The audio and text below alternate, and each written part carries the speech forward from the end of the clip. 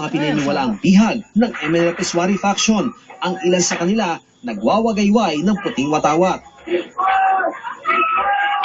Pero malingaw ang sunod-sunod na putok, kaya ang mga tao kanya-kanyang dapa. Dito lang kayo. Huwag kayong umalis. Ay narinig na tinig na nagsasabing huwag umalis sa mga tao sa kanilang kinaroroonan. Pero sa tindi ng mga narinig na putok, halos lahat sa kanila gumapang para makapagpuli bilang ang ilang bata.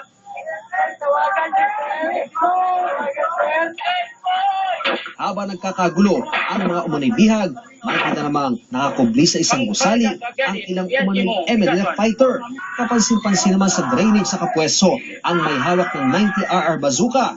Maya-maya, ipinutok na ang bazooka. Kitang-kita rin halos nabugahan ng tinatawag na back blast ang mga umunay bihag sa likod. Alam na ng Armed Forces of the Philippines ang pagkalat ng naturang video. Base sa kanilang intelligence report, maaaring September 13 daw nakunan ng video.